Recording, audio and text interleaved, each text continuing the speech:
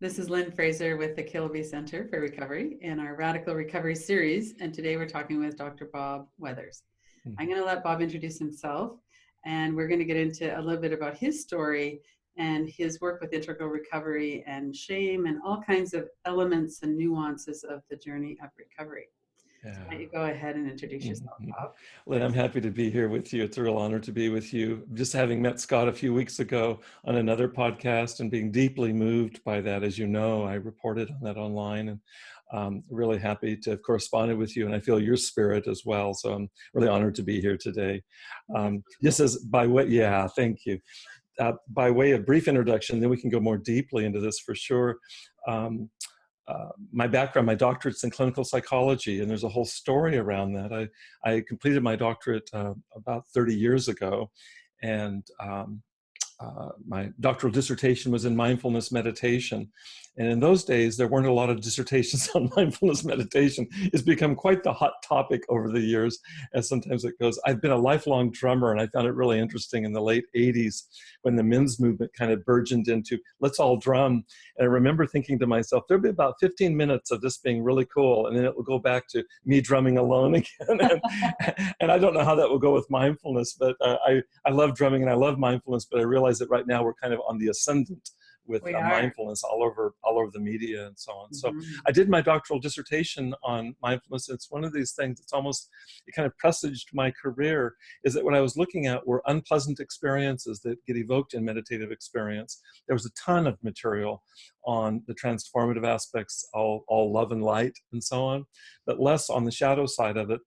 And I was deeply committed at this point. I was early on in my practice, about 5 years into practicing it, and had experienced both sides, and especially my background in clinical psychology suggested that this would be an area I'd like to look at. So I did that work all those years ago, and just the quick story, and then we can go more into depth, is that I continued to meditate actively all these years. I taught in graduate schools in clinical psychology here in Southern California. Really loved doing that. I chaired doctoral dissertations on similar topics around spirituality and spiritual practice, including meditation. And then my life took a really leftward turn, and I can go into more detail. Just enough to say that I'm kind of a statistical exception, Lynn, insofar as I encountered addiction in midlife. Obviously, it can happen because it happened to me, but statistically, it's quite kind of an outlier phenomenon. And so I tell people I'd never smoked a cigarette until I was age 45, to give you an idea of how kind of lily white I had been in my life, which is, when I talk to groups of individuals seeking recovery from addiction, I don't even like to brag about that because it kind of offends them. It's like, how's that possible? But as I also share with them, and I share with you today, is that then when I got into addiction, it started with alcohol, increasing alcohol use, and then eventually recreational drugs, so-called recreational drugs like cocaine. In fact, I was thinking recently about recreational.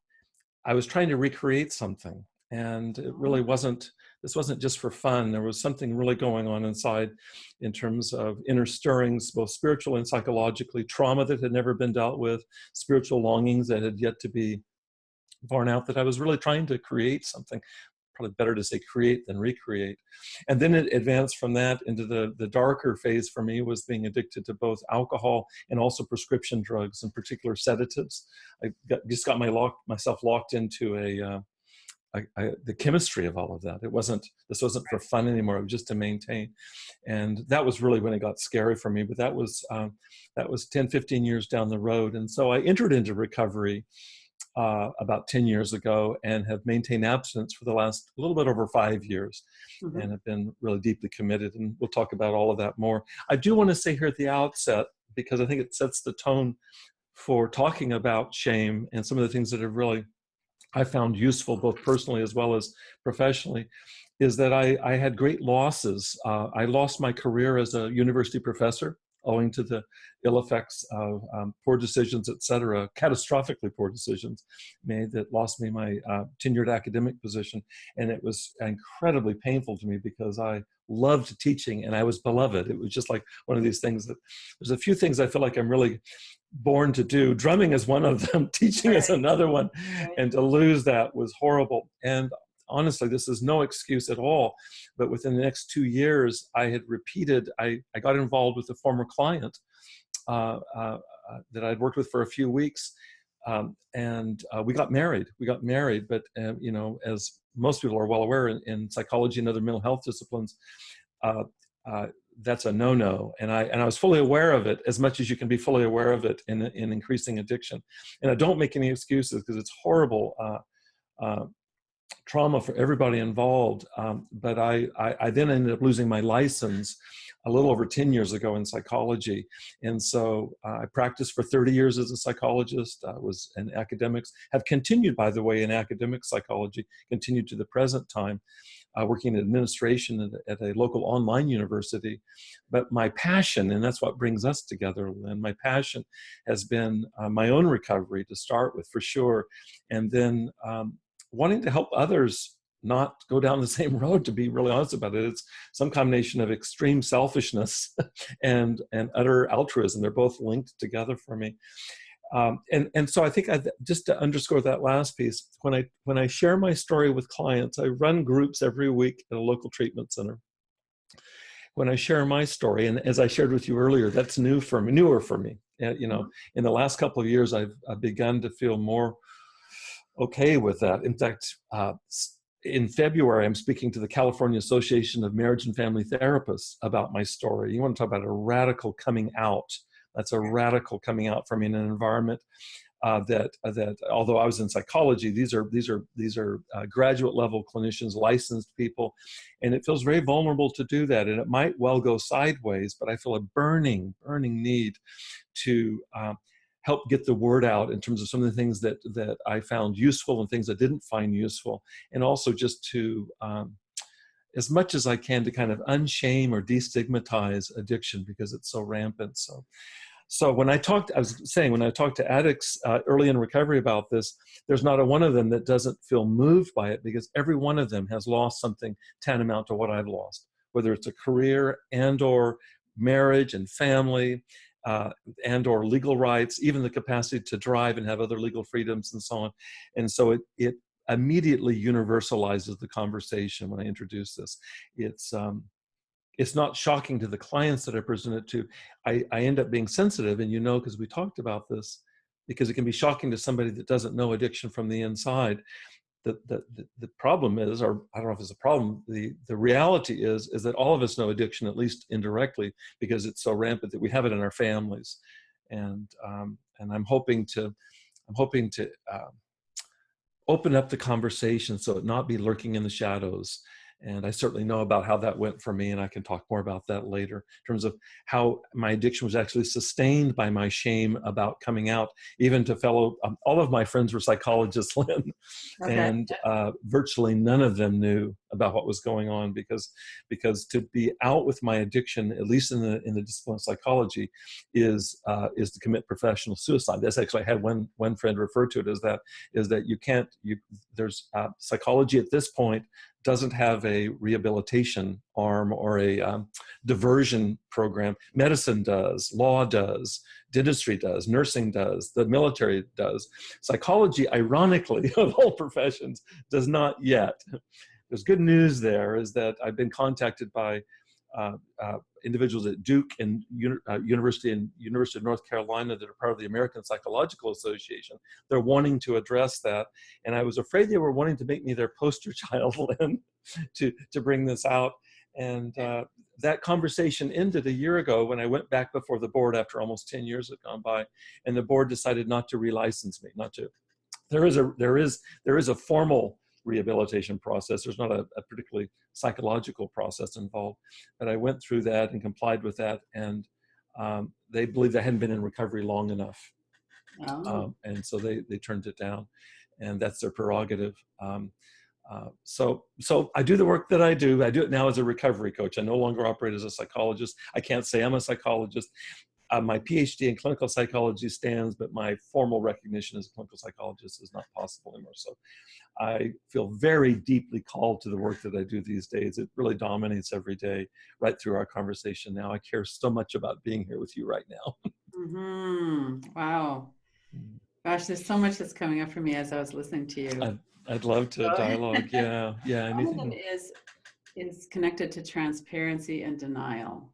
Hmm. And so obviously the whole profession of psychology is in some kind of form of denial around addiction and recovery for their members. And I can see why. Hmm. There's a whole dynamic of the wounded healer and how much healing do we need to have before we're trustworthy, and Yes, yes. there's so many dynamics there. Yeah. But what was that like for you as you were getting deeper into your addiction? And were you completely blocking out how bad it had gotten? Were you kind of getting that feeling but actively hiding it? What was that dynamic like that last few years before you hit bottom? Yeah, it's a good question. There's lots of different ways to go. I'll try to just summarize a few. I don't know that this will be comprehensive. I think it's implied in my comment earlier about smoking and beginning in midlife. I really was, I hate this word, but I'm going to use it because it's been used about me. I was really a goody two-shoes most all of my life. Yeah. I grew up, for example, with two older brothers that grew up in the late 60s. Both of them went to UC Berkeley at the height of kind of the summer of love. And I was a little grade school boy going with them up there and imprinting on all of that. And both of them got very involved in drugs, including hallucinogenics. And in fact, a real burden for me in all of this work, something that's really motivated me prior, because I've worked in and around addiction for 40 years. If you work in psychology, you are working with addiction. Uh, the Substance Abuse and Mental Health Services Administration, SAMHSA, just last year published a study that suggested that up to 50% of clients that walk in the door to see a therapist are actively clinically addicted to substance. And that was just including alcohol and other drugs. Didn't include nicotine. If you add it, so it's just a rampant problem. That's just substance abuse. It probably didn't include gambling. No, none of the processed addictions. This is just substance addiction. This is substance use disorders up to 50%. There's a range in there. And I have to tell you that over 30, 40 years of clinical practice, that matches my experience. It's not to say that people walk in saying I'm addicted to alcohol or I've got a problem with prescription painkillers. They'll come in with marital problems or work-related problems or parent, those kinds of things. But what will come out over time is that it'll eventually arise kind of organically, because people will even deny when asked early on. So I tell you that story because that's my story, is that I was a goody two-shoes, and I'd lived this kind of lily white life in whatever way, and whenever the shadow broke through, it broke through in kind of equal and opposite strength.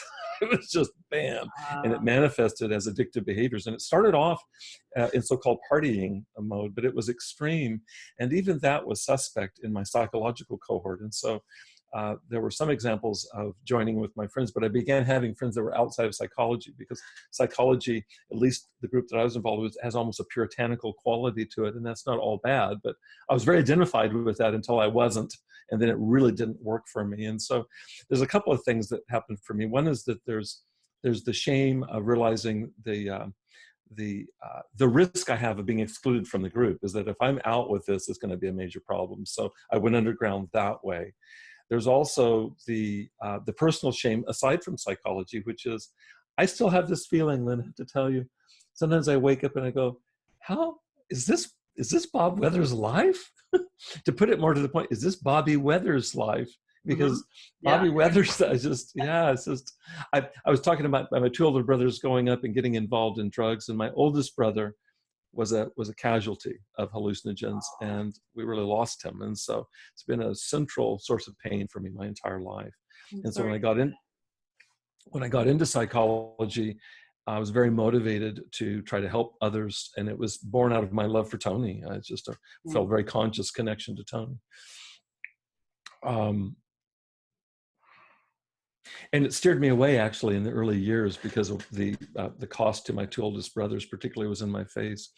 And so when I got involved in midlife, there was horrible self-incrimination. It's like, what the hell are you doing? There was that still small voice, always has been. In fact, I've talked to clients about this.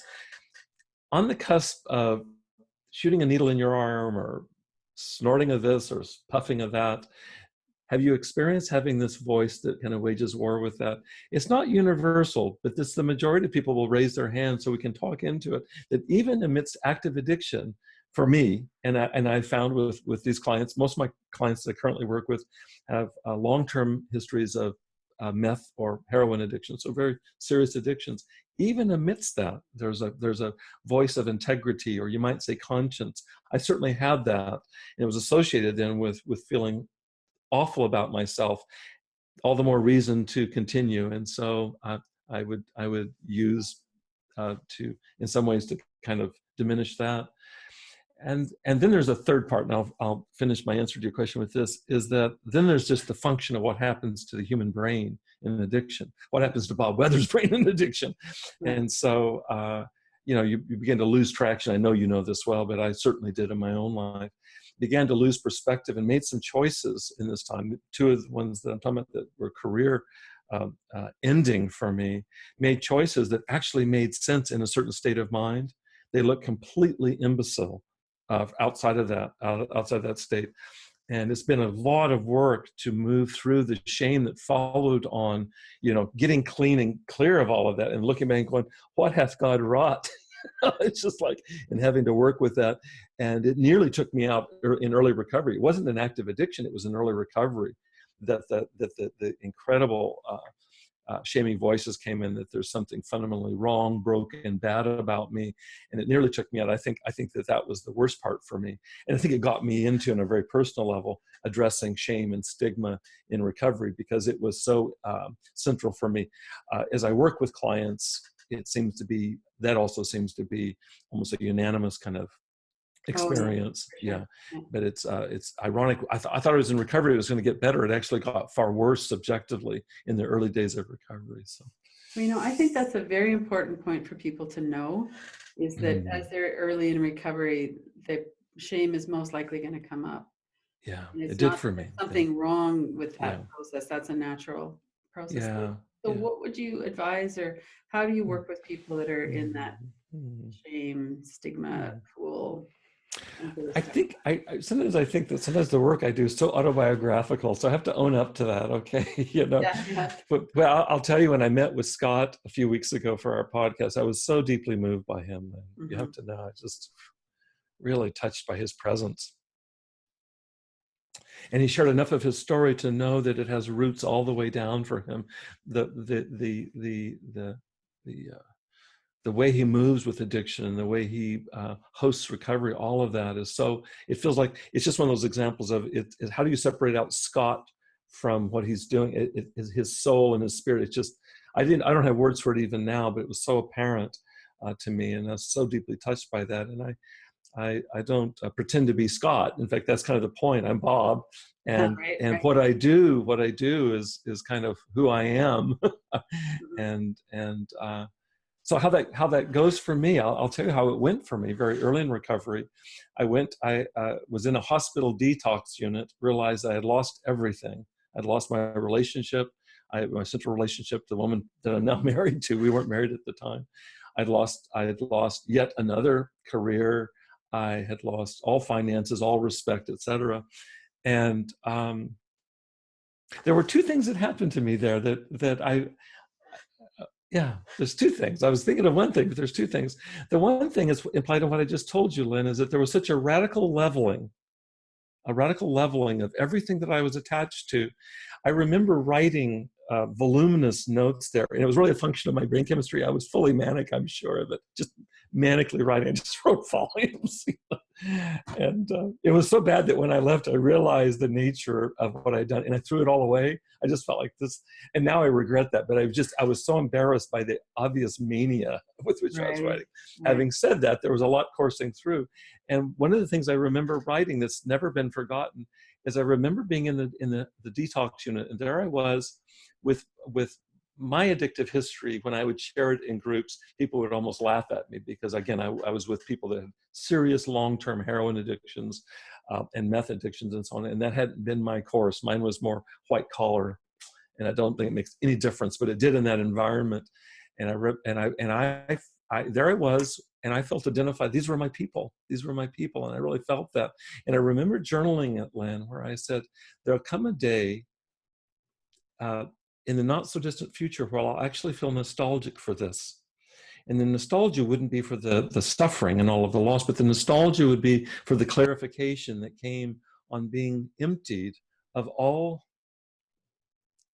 period, emptied of all. I had that sense. And I have to tell you that soon enough, as the months went by and the years have gone by in recovery, there's something about that purity of being completely absented of self that isn't a bad place to start. And I felt it even there. There was some kind of liberation. And I think maybe the only people that understand this are people that have maybe experienced close encounters with death. And in my case with addiction, which is its own form of death, or some other catastrophic loss. And I haven't talked enough with people to get a sense of this. I do know my experience. And occasionally I do share this in groups that I lead. And there'll always be one or two individuals that go, I know totally what you're talking about, Bob. They know totally what I'm talking about. And that part felt and continues to feel deeply spiritual to me. And so in terms of answering your question about what I found useful or helpful for myself as well as with clients, it suggests very strongly the need for a spiritual writing, a spiritual grounding or centering of some kind. And I think that's as much graced as it is disciplined. I think there's a lot of value to the spiritual disciplines and so on. And I'm committed to them more on than off. But I feel like that what I'm talking to you was given. This awareness was given. I don't feel like that it was a function of formula or medications or cognitive behavioral exercises or 12-step this, or with no disrespect to any of that, it was given. So that's a piece that I wasn't thinking that I was going to share with you. So that's a surprise. Well, what's so interesting about that is that quite often when people are in the midst of a catastrophe like that, there's so much fear and so much compulsion in the thinking process that they really can't access that, what you're talking about. So that it's not everybody's experience, but what a wonderful experience of emptying out and everything was gone. And somehow you opened into that. It's been with me my whole life, Lynn. I wonder how this has gone for you. That I can just, as soon as you say that, I can kind of go back across my life at these very nodal, just a handful of them across a life, nodal instances of loss or just extreme stress, in some cases trauma, that it's the one time, I hate to even say it because it's not anything I do. It's the one time that I am given the grace of dropping into this awareness. And I've had this across my life, and my private remorse is that I can't seem to carry it more consciously on a day-to-day, moment-to-moment basis. But it's given me, and I really understand what you're saying, is that I like the way that Eckhart Tolle talks about this, is that given in a vast amount of stress, most people will contract, but there's the possibility of opening and letting go into that. And I certainly have done my complete fair share of contraction, don't get me wrong, but this is one of those moments of opening for me and surrender, and it feels very given, very graced. There's another piece I want to mention that's going to sound very left-brained in comparison to what I just shared with you, and I think there's room for both. There always is. Both sides. Yeah, for sure. Is that for me, the rhetoric that was used in the hospital, I hope not to step on toes with this, but the rhetoric that was used in the hospital was primarily from a traditional religious perspective, insinuated in various self-help groups. I'll just leave it at that. And owing to a number of things, not the least of which is I'd done a vast amount of study in religion, including world religions. My doctorate's in clinical psychology, but part of my program, I got a master's in religious studies, and I had undergraduate degrees in both psychology and religious studies. And so just that alone would have opened me up to much more complex views of spirituality, let's say. But I don't think that's the biggest part. I think the biggest part is the fact that I've been committed for decades to spiritual practice, particularly some variation on mindfulness meditation. I've done this for decades. and had been involved for decades in Jungian analysis, working with dreams and the unconscious. And so for me to have very kind of pat, traditional, pre-scientific, pre-modern categories put on my addiction, it just was a really, really bad fit for me. And nothing against all of those for whom it's been instrumental in their recovery. It's not about that at all. It's just that it was a really bad fit for me. And so what saved my butt, literally in the hospital, was the psychiatrist on charge, Dr. Jonathan Reitman, who came in and sat with me individually as well as in groups and discussed what goes on in the brain around addiction. And that's going to seem like an odd thing to bring up here, except that I was so mortified with myself and my condition. On the one hand, there was this openness, but there was plenty of contraction as well. And I needed some way to organize this. And for me, that scientific or medical understanding of explaining what goes on in the brain, a biological perspective on addiction, was hugely important in my finding objectivity with this rather than being sunk by the subjectivity of it. And so I've been really dedicated. I'm not a brain scientist by nature. I've really been dedicated over the last 10 years to learning all that I can well enough and then translate it into English. And so when I'm working with individuals early in recovery and talking and addressing shame, I'll bring in information because I feel like that information for me was psychoactive and it might well be for them. And it seems the response is positive to that. For the most part, not always. There are those for whom it creates too much conflict because the information I present does in some ways conflict with another message they're getting, which is that the way to go is as a spiritual approach. And it's, in my view, it'd be a traditional or pre-modern spiritual approach at that. And so I can't do what I'm not. And I'll tell you one thing is that I certainly have learned personally as well as professionally to embrace diversity, absolutely. And so I don't have any, in fact, it lands hard for me. I can think of a client not so long ago, a couple months ago, that was talking about the conflict he experienced sitting in my groups as I was talking about brain science and addiction. And I know my response to him and the heart that it came from is that I would never want to trouble or trip you up in this. If it's not useful to you, it's fine with me that you don't even have to stay in the group. I said, I bless whatever's working for you, because he did find another pathway was working for him. So that's really my heart. But what I can bring, what I can contribute is a function of my own preferences and limitations, I guess. So some combination of kind of radical spirituality on the one hand, I think, and on the other hand, very kind of steeped in science, left brain information, and there's more, but I think that makes it, that's enough adequate for me in terms of what I can bring at some combination. Now I interrupted you or I talked over you. No, that's okay. So what I'd like to do is kind of circle back now to trauma. What I have found too is exactly what you just said. We form beliefs about ourselves based on our experience. Yeah. And to have somebody with some authority say, actually, this is how it works.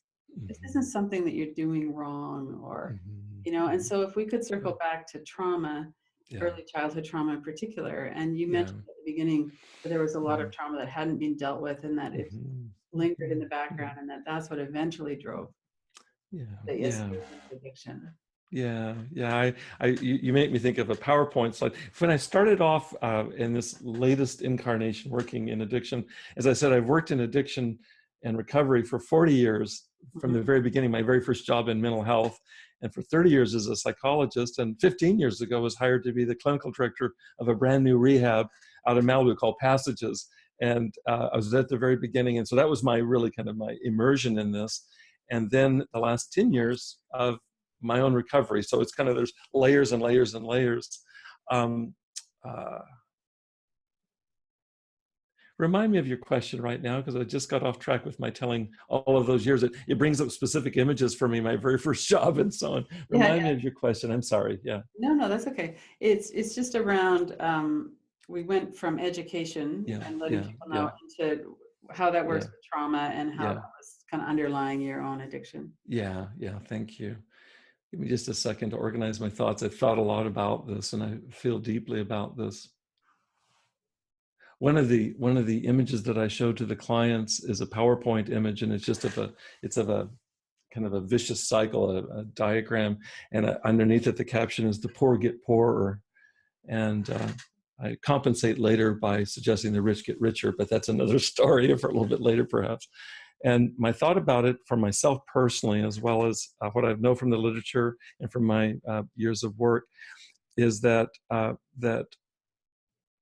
you're familiar with the ACE studies, the Adverse Childhood Experience studies, that virtually 100% of those that struggle with clinically significant addiction, whether it's to substance or to behavior, have statistically higher levels of childhood trauma. It's just, I'll ask in groups, we have a fair bit of freedom in our groups. I think it's helped by the transparency there, and people will raise their hands, and almost always in a group, everyone except maybe one person will raise their hand talking about they suspect that they had adverse childhood experiences that set them apart. And I'll usually discuss the one person as being the exception that proves the rule, because I don't doubt that there are exceptions to that. I'm in the former group. I'm in the group that experienced adverse childhood experiences for sure. There's no one that knows my family story that would go, wow, that's your normal family background. It just wasn't.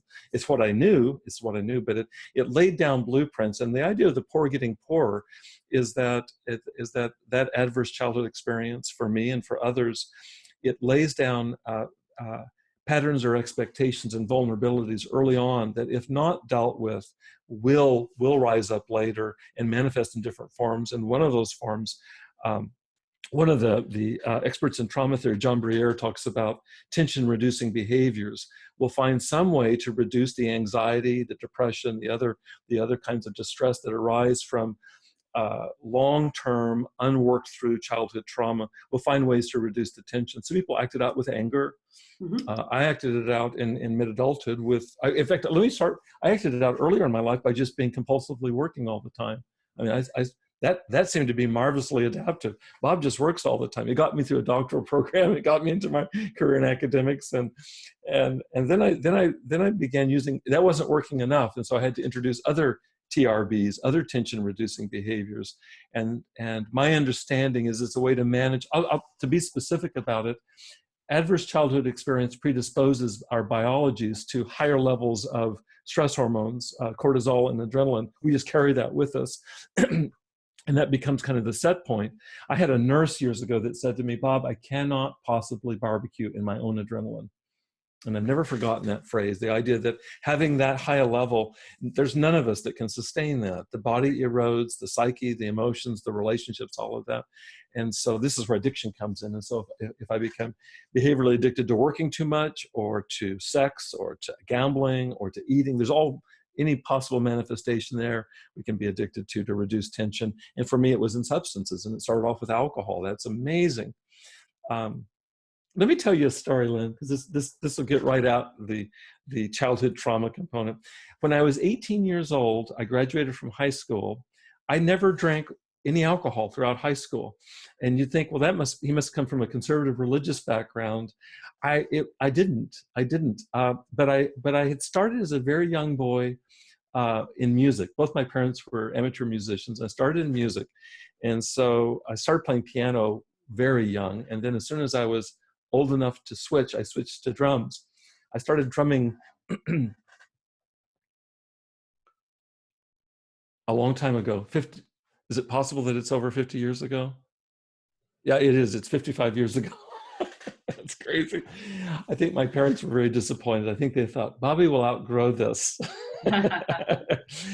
But drumming I didn't have any language for this, but music and drumming provided an outlet for me. And I'm sure it's a way that I managed what was going on in the household, which is really traumatic. And that really sustained me through adolescence. That and athletics. I was involved in sports. I played a lot of competitive tennis, and that was another outlet, and I'm very grateful. I used to tease and tell people that it was drumming and tennis that kept me from killing somebody, and that's probably a bit over the top, but it was a way of managing things. Yeah. So right after high school, I graduated and went to Europe for a study tour, and I had my first glass of alcohol. It was on the ferry coming from Dover to Calais, I remember drinking a lemon shandy. I'd never had any alcohol, and I drank a whole glass of it. And within a few minutes, I remember I was sitting by myself on the boat, and I remember thinking to myself, this is amazing. You can drink drumming in a bottle. Oh. It was my first awareness that it was possible to get that feeling I still get it with drumming. I'm still active as a drummer, but I could get it quickly. You know, you have to drum for a couple hours sometimes to get to that place, and you get blisters, and it's noisy, and alcohol is so convenient. And so it is, and it that works. was, yeah, and it worked. And so I think that little Bobby, 18-year-old Bobby at that point, was having his first taste of something that would help calm the demons inside. And I had been very active in high school academically, as well as sports, as well as music, et cetera, and pull out all the stops, and it wasn't working. I had to add more and more to it. I think what I did is I added academics in terms of, extended academics after that. That kept me just kind of being in this kind of workaholic place for many years, all the way through my 20s.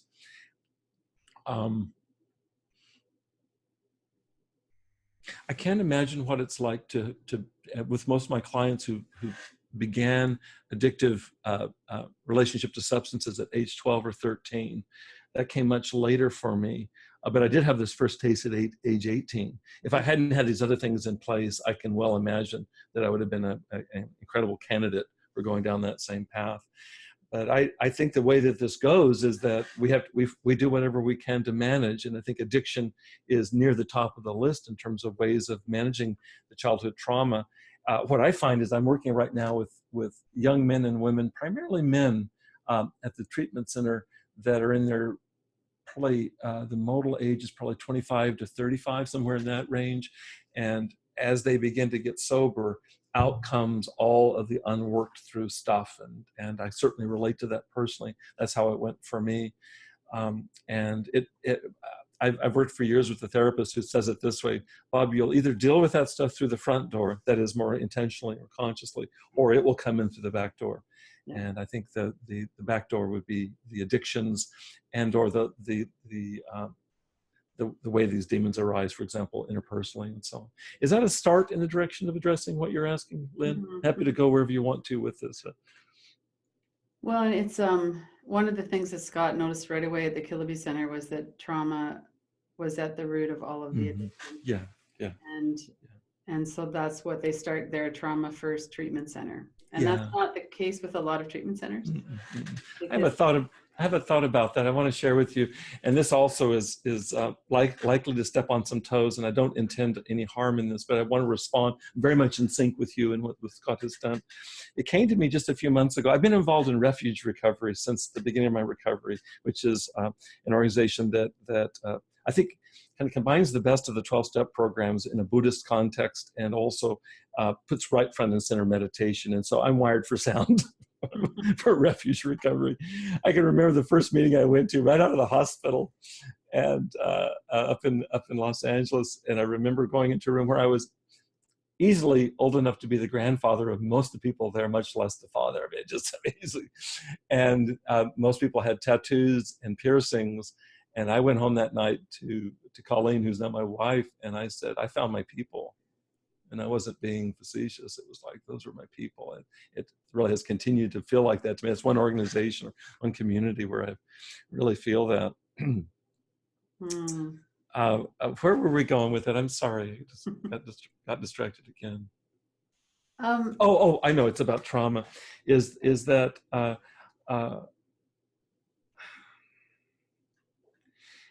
in a recent meeting of refuge recovery, I shared what had come to me just that week, which is that with all due respect to the 12-step programs and its origins,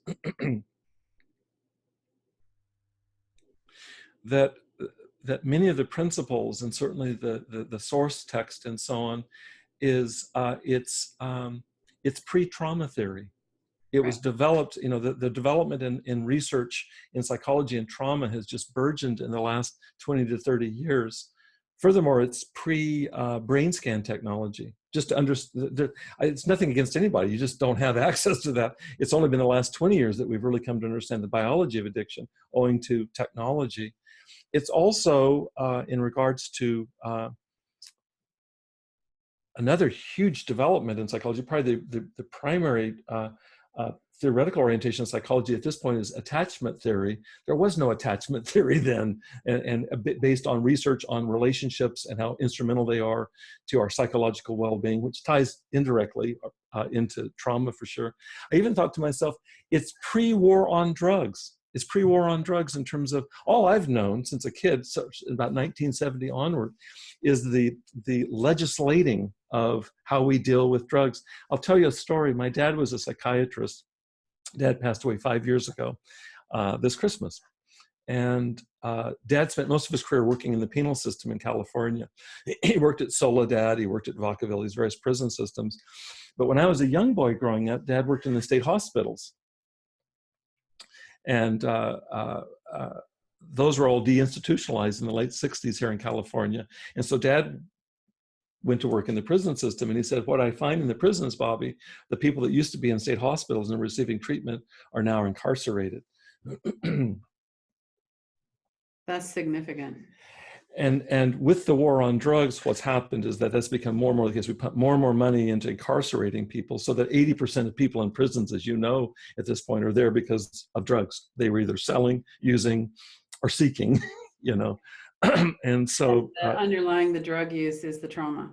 Yeah. And my father, because of his background in psychiatry, he rose kind of in the field to become more administrative, but he always felt this way. He felt like we're incarcerating people and not providing treatment. And underlying all of that would be the trauma. So the war on drugs, if you have a program that's pre-war on drugs, pre-trauma theory, pre-attachment theory, and pre-brain technology, you've got a lot of important movements of information in the last 20 to 30 years that, if not integrated, are going to hamstring services, it seems like to me.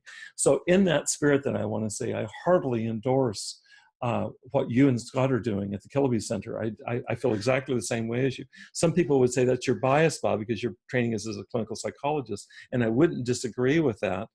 And one of the faults, if I can say this, of clinical psychology is it will tend to reduce everything to being down to being nothing but developmental disorders subsequent to trauma, and it tends to be void of spirituality. I don't see it as an either-or proposition, and I hardly acknowledge that psychology needs to do its own work in getting up to snuff with that.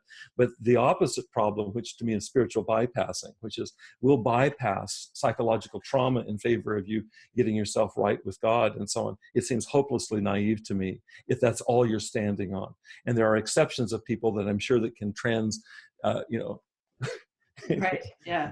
Can do that immediately and get assumed into heaven, and that's wonderful. But that's not the people that I work with, and it's not my own experience. Well, and that's what I think is so radical and effective about Scott's approach. Is it's mindfulness-based trauma first. Yes. And so you've got the whole thing. Yeah, I feel exactly the same. He articulated it so powerfully. It was as much in the silences with him as it was in what he spoke. I could feel it so strongly. And I had a chance to go back and review many of his podcasts, including with you, as well as read his most recent book to get more of a felt sense of it. And it feels so familiar to me in terms of resonating so deeply for me in terms of carrying both. And, my background's in integral recovery, which looks at, for example, addiction from 4 quadrants. And those 4 quadrants simply are the biological is important. And if you'd met my dad was only a biologist. The problem was his dad wasn't all of that much of a therapist. And so I come from a family of everybody in my family, except for me, is in the medical profession. So there's that bias. And in fact, Ken Wilber, the founder of integral theory, calls that category error, where I reduce everything down to my category. Plato called it part-whole error, where I reduce the whole down to the part that I see. The Sufis talked about it in terms of the blind man and the elephant, depending on what you touch. It's human for us to do that. And so I can be indicted for looking at things through a traumatic psychological lens. And I have to constantly kind of correct for that. But integral theory would suggest that there's a biological perspective that's essential. And I've already shared with you how essential that was to me in terms of just an understanding of biological perspective, in terms of addressing another quadrant, which is the internal psychological perspective. It actually, good science helped inform my interior world in a way that helped to unshame me significantly. So I'm very grateful for that. My training is primarily in the quadrant dealing with the psychological. But within the psychological are multiple developmental lines, including spirituality. This is the place for me of developing an interior practice like mindfulness practice. For me, I don't see that as non-psychological. That plots itself right in that interior domain. One of the lacks for me, it seems like to me,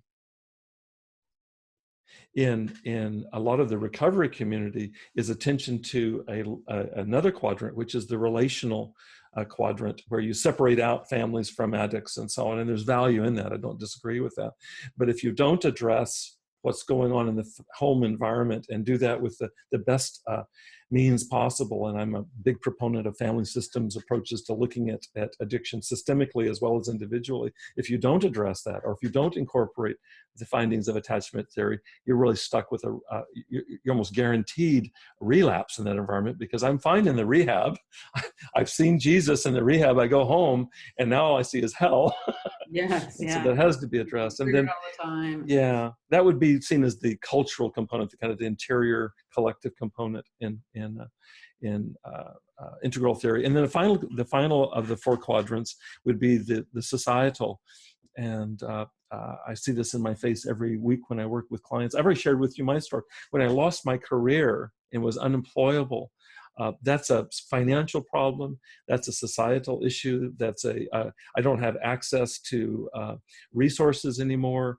I think issues of education. I think for me, this brings in gender and sexual orientation politics. All of that comes. All of that is instrumental in addiction and in recovery. It seems like to me, it's the area that I'm least practiced in, and it's the one that I needed to do the most homework in, because I'm the least familiar with kind of a socioeconomic political perspective on addiction, which means all the more reason for me to be familiar with it. So I feel like it requires all of those.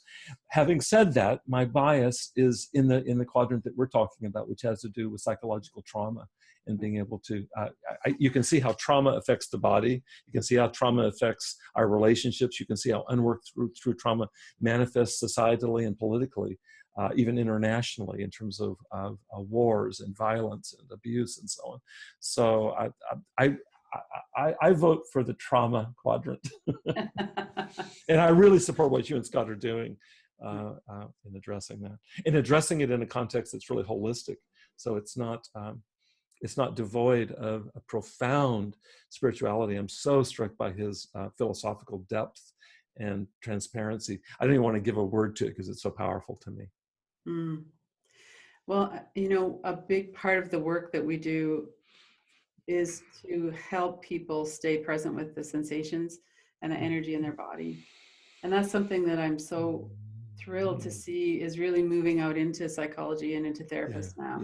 Is that recognition that it can't just be worked out in the head, it has to be in the body too. So let's use an example of someone who is... May I respond real quickly? Oh, sure. Can I just respond real quickly to what you said? It'll slip by, and then I'm really happy to go with the next example. Is that when I mentioned earlier, one of the limitations of pre-modern religion or traditional religion, one of its limitations is that it typically doesn't have an injunctive strand to it. And by injunctive, there's not a practice built into it. And so if you look at Western, for example, Judeo-Christian religion as one example, and it serves as the basis of some very powerful self-help groups internationally, one of its limitations is it's got a very modest injunctive strand. And so we study about these Jewish and Christian forefathers and mothers, but we don't know how they got to where they got to. There's no practice involved. And so to me, that's a central limitation. I'll talk about this more generally to be more generous around this, but to hear the words meditation used in certain self-help groups and to find how that's honored more in the breach than the observance, there's very little given to that, was extremely painful to me, being so deeply committed to meditative practice. I will say this, the meditative practice didn't save me from addiction now, did it? And that's where the trauma work needs to come in. But you can't ignore, to me, the spiritual dimension, including practices that help to cultivate that. Having said that, and that would be an indictment of traditional recovery communities needing to update to my view, modern and even postmodern perspectives on spirituality. I feel exactly the same about psychology. Psychology can get so ensconced in its modernist scientific sensibility that it forgets about all else that's out there, including the other quadrants that I just mentioned, and specifically around spirituality can be incredibly anemic spiritually. I happen to have gone to a program that integrated psychology and spirituality from the beginning. That's why I chose it all those years ago, and I'm very fortunate for that. But I have many colleagues who went to other programs that were completely absent of that. In fact, what you do with somebody that comes in with a spiritual hankering or belief system is that you diagnose it. And that's really insanity to me. So there's need for healing on both ends, it seems. Now you were gonna move to another point, or an invitation, I think.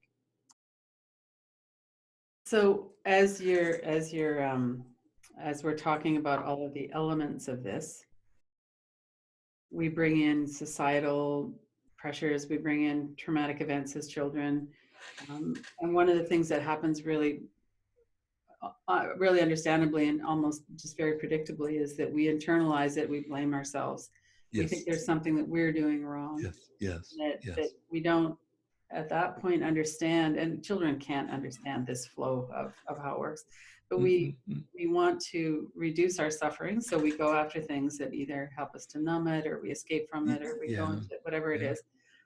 And so now you're in a situation, I'm thinking now, people listening. So someone they're in recovery now, and they are starting to really open their eyes to their experience through their life. They're feeling a lot of shame, and they really feel fundamentally there's something wrong with that.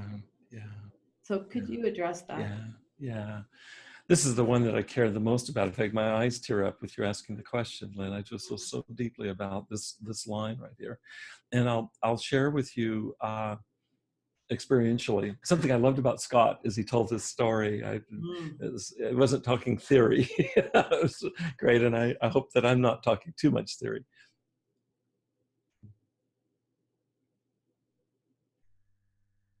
I'm thinking of a psychologist, Kurt Lewin, who says, there's nothing so practical as a good theory. And so theory is important. It is important, yeah. It's always kind of about a both and now, isn't it? It is. Yeah. I'll tell you what I experienced, and I learned this within refuge recovery. It's not exclusive to that. And you and Scott have really effective, deeply worked out means for accessing the healing of what we're talking about here in terms of shame. I was introduced very early on within refuge recovery to Buddhist forgiveness practice. And I simply put, you take any situation, it kind of parallels making amends in the 12-step programs, except for me, it was much more full-bodied, and so I did both. I worked through the 12 steps, and I included in that this forgiveness practice. And so I started practicing this a little over 5 years ago, very early in recovery. This is when I was abstinent now, so I was clear of mind. And I began to address first of all, asking for forgiveness. This is in my meditation practice. It'd be part of my meditation practice every day. I would address, if I've wronged you, Lynn, I would ask for you for anything that I've done to you or not done for you, anything I've said to you or said against you, anything I've even thought about you or thought against you. I'd ask you for forgiveness in my mind's eye. And I would, it wasn't rote, it never was rote for me. In fact, it began to fill out. I would try to imagine what it felt like to you. Let's say it's something I did to you. I try to imagine what it felt like to you and hold that as I'm asking for your forgiveness. So it's not some kind of cheap drive-by forgiveness. It's really, I really see what I've done, and it's very painful for me to have done this to you, and to ask for your forgiveness. And then in the forgiveness practice, you turn it around, and then I have to think of anything that you've done to me or said to me or even thought about me. Sometimes I have to just imagine it. But if I know you well, we will have stepped on each other's toes inevitably. And I extend the same process to you, which is I have to, first of all, imagine what it felt like for you to say that to me, let's say. And I have to feel that in my body. This is all very slow and embodied. And then I have to imagine how you could have come to say that. And so I've tried to imagine your interiority that would have informed your doing something that, if we're close to each other, wouldn't typify your behavior towards me. And so I can imagine why you might have said that. And it's not to excuse you, but it's to empathize. It's to allow, kind of open up a little bit more of the container to include compassion for you as well as for me. Both are there. And then I extend forgiveness to you. And then finally, and this is the pièce de résistance, Lynn, is that I turn that back towards myself. And then I come back to the very things that I've said or done to you. And again, imagining what it felt like to you. And then I imagine why I could have done that, why I could have said that to you. And then I ask that I forgive myself. And so the first time I was introduced to this was by George Haas in Refuge Recovery, and then later on in another workshop with Noah Levine. And for whatever reason, of everything that I did, Lynn, of all the work that I did, including all the 12-step work, all the reading, all of the therapy, just all of the resources, this piece that we're talking about was the most significant to me, and it stands that way for me in terms of my own recovery. And so I started doing it, and I just did it every day. I meditated every morning, sometimes more than once a day. And I would include this forgiveness practice. I got it down to where I can do it in about 5 minutes. And I just move from one person to the next. Truly, what it does, it tends to hover around the most significant relationships in my life, because that's where the bruises and the interactions are, the disjunctions and so on.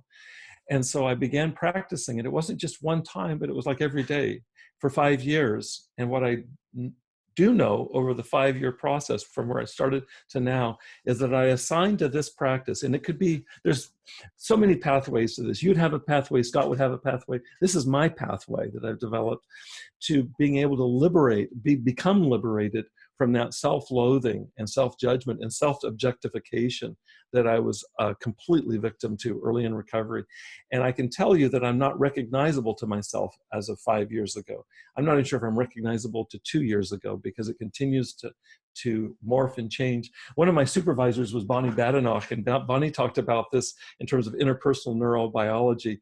Bob, what you're doing, because she's also a deep adherent of mindfulness, you're rewiring your brain, Bob. She says you're building brain. She says you're building new neuronal networks. And that may or may not be true, but I definitely do not feel like the same human being. And so, and I want to be careful in talking about a methodology, because I don't think this is reducible to method. In fact, what this does is this method kind of clears away all methods. It actually clears away the self-consciousness, the self-judgment, until what there is just kind of openness. And you'd have to ask others in my life to say, is it true what Bob's talking about? You could ask them and see. But I can tell you subjectively, I do have a sense of radical transformation. Speaking of radical transformation owing to this practice. And it's been a burden of all burdens for me to bring this to others that I'm working with. The clients that I work with in coaching, the clients that I work with in groups, is we practice this almost every session. There's some variation on this kind of practice. My wish is for people for it to become habitual, because I think that the change is incremental, but I think that it's like sedimentary layers like this, is that if you practice it, you will change. I think for me, I assign, this is like divine providence. I mean, this is, whatever the grace. In fact, I present this occasionally to Christian audiences, and I'll include in that last run through the forgiveness for whatever I've said to you, Lynn, causing you harm. With God's help, I forgive myself. Mm-hmm. And I'll say it explicitly, because in that audience, it might be very important. I think it's presumed in my own practice that it's with however we understand that. So it's right. Wow. It puts this shame and its healing right in a psychological frame, because this is what the shamed, traumatized self can't do. The shamed child can't do anything but blame itself. It can't possibly get its hands around mom or dad doing this to them, or a brother or a sister, or whoever is traumatized. There's no way. It always has to be the child that's blameworthy, because otherwise the world falls apart. And so this is some way to deconstruct that and recreate something that's really very different and life-giving. And I don't know how to separate that from psychological work and spiritual work, because they're all intertwined there. And that I can feel the power of this just as you're talking about it. Thank you. And the question that I think is so interesting here is that you're looking at what was going on inside me that I could have said that or done that? And what was going on inside of the other person? So it's a deep empathy practice. It's not just a, Yes. oh yeah, I forgive you for saying that. You must have been stressed. But to really get into what would be the conditions under which someone would say something like that to someone they care about. Thank you for noting that. You know, if you practice something for 5 years, it begins to change and hopefully to deepen. And what started as just the basic instructions, I just kept practicing it, and it kept ramifying. There kept being this piece. So this piece you're talking about is a later development. Somewhere along the way, it seemed like it was too easy to ask you for forgiveness. If I didn't imagine, and I mean really imagine, feeling in my body what you must have experienced. And while that's painful to do, it's essential, it seems like to me. And so with practice, that gets more and more easier and easier to do. You know what this makes possible, Lynn, is if I offend you in real time, let's say right now, it makes me less hesitant to come to you because I'm not afraid of being with your pain. And I can stay open in the presence of your pain, so you can know that I care for you. In other words, I'm not in a defensive mode. I'm actually heart open, even as I've hurt you, which is so painful to me. And you can see it in my eyes, you can hear it in my voice. And so this practice has helped inform me in present time relationships, just around making effective apologies, you know, in the moment. And that is the root of addiction, is trying to get away from these things you can't be with. So it's such an important element. Yeah. I just led a group yesterday at the treatment center, and I called it was for the holidays, and I called it Making Effective Amends.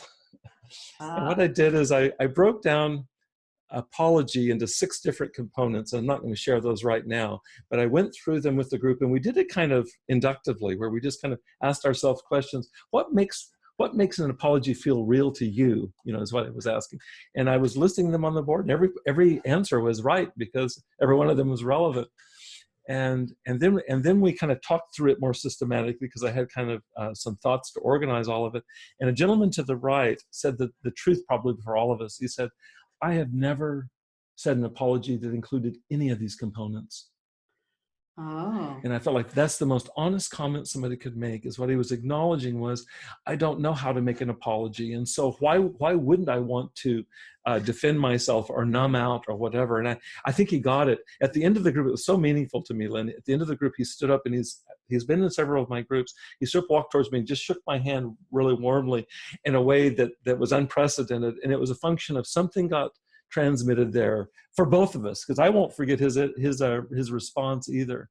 Is that's the way it is for all of us. None of us learn this stuff in school. In fact, we learn to go away from this. Men are socialized otherwise, women too, and so it goes. And so I feel like what we're doing is building some skills that can actually be prophylactic, preventive in the future, not only about healing past wounds and trauma, but also about healing ruptures in the future. Because if I'm close to you, I can't help but step on your toes occasionally. And if I don't have any way to heal or mend that, then we're stuck with that crap. It manifests as resentments, and soon enough, we can't talk to each other, or we're blowing up at each other. And so I need some tools for that too. So yeah. I have to say this, Lynn, and this is self-promotional, but I just released a CD in the last 2 weeks in time for the holidays. It's called The Freedom of Forgiveness, and it's available through my website. I saw that earlier. Yeah. And I want to recommend people go to that, because it's a fleshing out in an hour CD of what we've talked about in terms of how you do this meditation. And I don't know if it is self-promotional, but it's about getting the word out there. I just want to get the word out there, or somebody can write me about it, or they can go to my website and find out, because I've written a lot about this.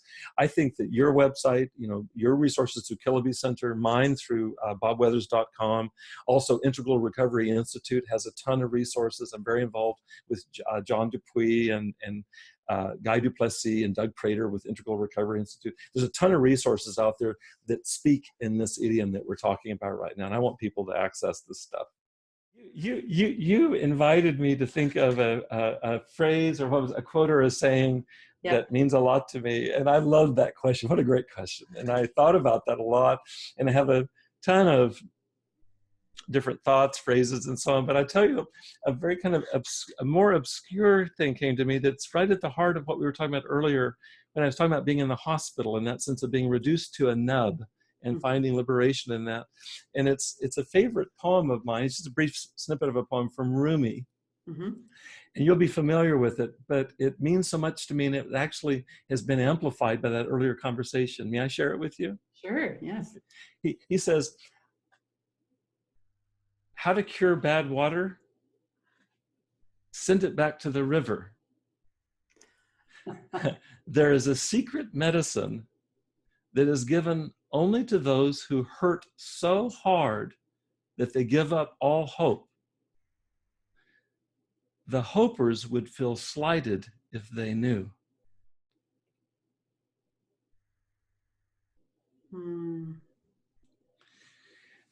I was a hoper, and I got hope knocked out of me, but knocked out of me in the way that T.S. Eliot talks about hope or faith getting knocked out of us.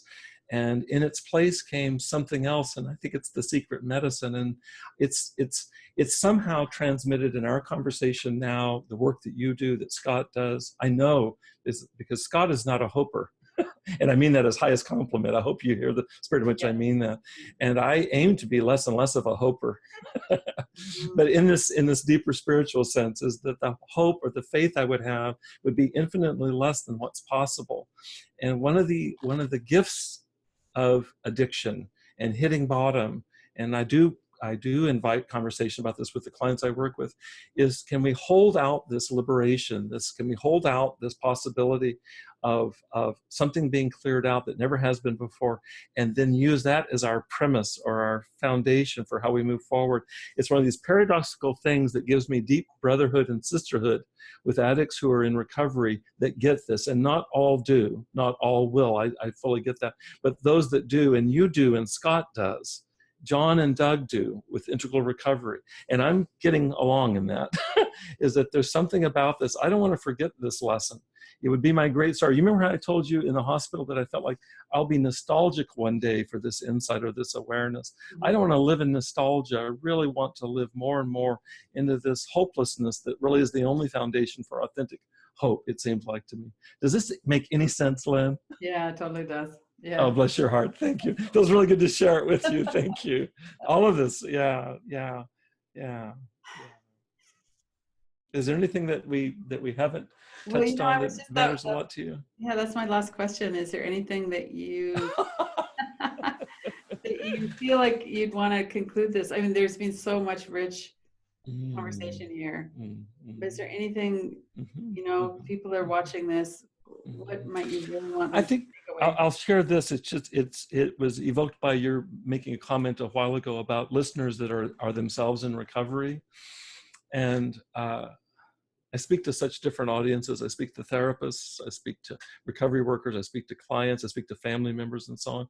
But speaking specifically to those of us that are in recovery, I really meant what I said earlier, is that even though I can be critical of limitations within psychology or within the recovery self-help organizations, etc., I really hold to what I said to that one client that I shared earlier, is that whatever combination of resources you can put together, that's your unique formula for salvation, for recovery. And I really honor that. So please take everything that I've said that has a critical tone, take it please in the spirit in which it's given, which is it's only in seeking more dialogue between the disciplines and raising the water level. But the key is your life or my life. And I've shared with you, I know that it's autobiographical. What I've shared with you is some combination of all of this is working for me. And if some part of it works for somebody, take that, and all the rest leave aside. I really, really hold to trusting your instincts and trusting your process to find your way with it. That's the most important thing of all. It's not about psychology versus spirituality versus anything. It's about embracing as many resources as you can, and then finding your unique your unique algorithm. So I hope that that's helpful. I really do mean that from my heart. Yeah. One of the things that I noticed on your website was that you talked about making living amends. And I was so touched by that, because it really is something we can all do. Thank you. wherever we are in our lives or recovery, or we can always work with that. And that's such a deep and heartfelt intention. I can feel that. Thank you. Thank you. I'll tell you a little story. Before we met today, a little while before, I was taking a shower and I was praying in the shower. I wasn't using those words, but that was the feeling of it. It's like, may whatever wants to come through today in relation to you. I was looking forward to meeting you, and I knew that you'd be a wonderful host, and you are. But I was really hoping that I could get out of the way and that something could come through that would touch somebody. And that's all about living amends. I'm really grateful to have the opportunity to make living amends. I feel really dedicated to it. And I'm flawed, I'm limited, I make mistakes, but I really hope that nuggets would come through that would be of value. And you put your finger right on it. That's really in the spirit of living amends. Well, and part of our living amends is our own recovery. Yeah. And then part of it is what we share with others. Yeah. Well, thank you so much. It's been great talking with you. Thanks for being on the series. You too, Lynn. Yeah, it's a real pleasure. Give my love to Scott, please, okay? I sure will. All right, okay. Many blessings to you. And you too. Go to kilobicenter.com, Radical Recovery Summit. For access to the interviews, you can watch them free online for 48 hours after they air, or you could purchase an all-access pass. kilobicenter.com.